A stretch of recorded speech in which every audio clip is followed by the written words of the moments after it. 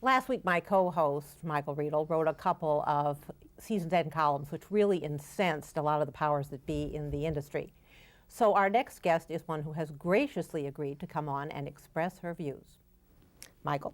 And I'm very happy to have with us now the distinguished Broadway producer. She is also the managing producer of the Tony Awards this year, Elizabeth McCann, who has on Broadway right now Edward Albee's play The Goat, which has been nominated for a few Tony Awards. Welcome to Theater Talk. Thank you, Michael. Thank you. Here we go again. Indeed. All right, Liz.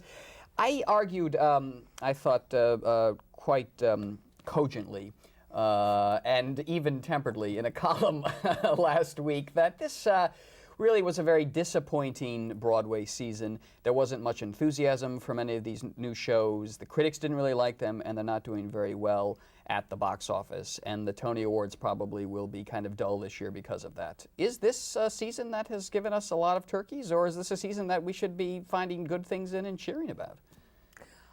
I think this is a season of growth. That's what I think it is. I mean, you know, it's like, what do you want to say? Is this a good year for Bordeaux? I don't know. This year, I think the exciting thing is, from my perspective, and you must remember I look at the theater, well, I've lived it my whole life. I know everybody on the street corner and between 43rd and 53rd. And I look around and I see young producers working for the first time who didn't get there by having a checkbook. I see new composers, new lyricists. Maybe their first effort wasn't the greatest, but neither was the first effort of Cantor and Ebb. So I see all this array of young people. I see that girl in Thoroughly Modern Millie. Sutton and I Foster. say, reminds me of the first time I saw Carol Burnett. And I think, wait a minute, you know, there's all this energy there. Now, maybe for a lot of reasons, they haven't turned out the best. But that doesn't mean it's an uninteresting season. Is it an interesting season when one musical wins 12 Tony Awards? As the producers did last year. Creams the competition. I don't think that's necessarily the most interesting season around. Mm-hmm. But does not that show, a show like The Producers, give a kind of excitement and vitality to Broadway that four musicals that got mediocre reviews just can't do? I think it does give a kind of excitement, but it may also give a kind of false excitement, because we've got to get audiences who are interested in other things besides the hot show and the hot ticket. Mm-hmm. And you know, if we're in the culture business, because I'm fond of referring to the American theater wing as the culture cops, but if we're in the culture business, you have to look at the whole picture. Movies are dreadful. Mm-hmm. Television is dreadful. And there are cyclical things in any society or culture. We're interested in looking at this year for excellence. But this is 1 year in a whole century. And I can't get excited about the fact that a couple of musicals aren't as good as West Side Story was. Mm. And I don't want to think about what the reviews of Hello, Dolly were versus what the reviews for Thoroughly Modern Millie were. I mean, they probably are pretty similar. Mm. Is it then that we in the press hold these shows to a higher standard because A, there are fewer of them than there used to be, and B, the tickets are now $100 to see the shows, and at $100, should it not be the producers?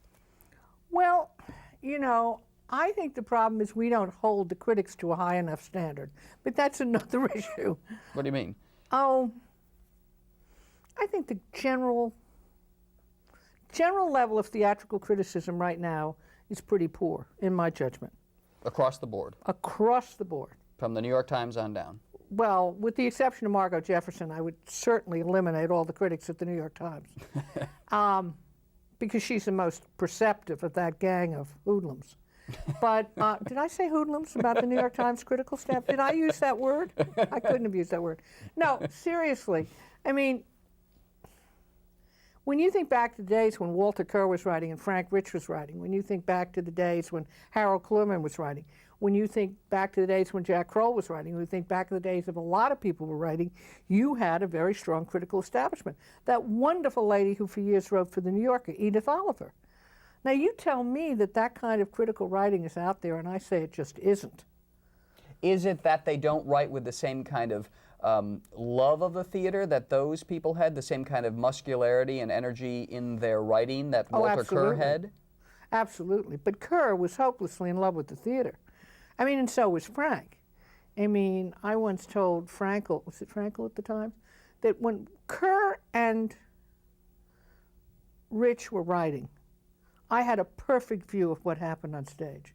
Because Kerr could criticize a production from the attitude of a director. Nobody could write a better review for an actor than Walter Kerr. Nobody, ever.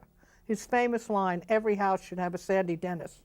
I mean, nobody could write better than Kerr on the production values, the directing skills, and nobody could write better than Frank on the literary, the literature of the theater. So you had a perfect balance of somebody reviewing the text and somebody reviewing the production.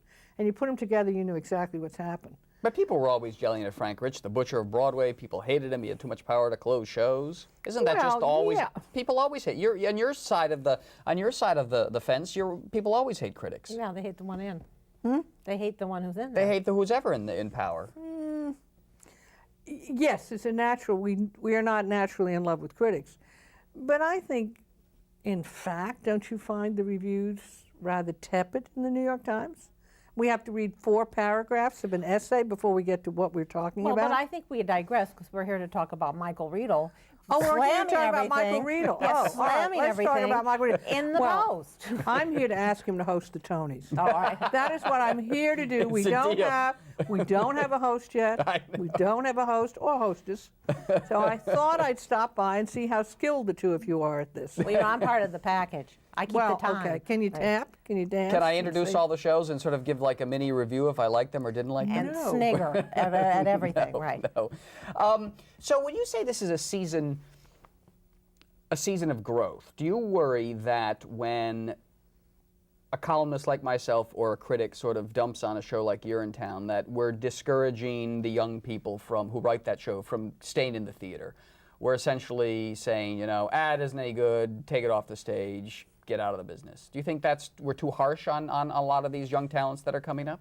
Well, I don't think they're going to grow unless they're subjected to criticism. The danger for me always is that they won't hang around. I mean, the danger for me is that in that criticism, you don't encourage them to keep trying. That's the trick of being a good critic. Because I can't remember, I think the first Cantor and Ebb musical was Family Secrets. I don't remember what it was. But somewhere they hung around. And I think one of the things that's very, very difficult for critics to realize when they write is that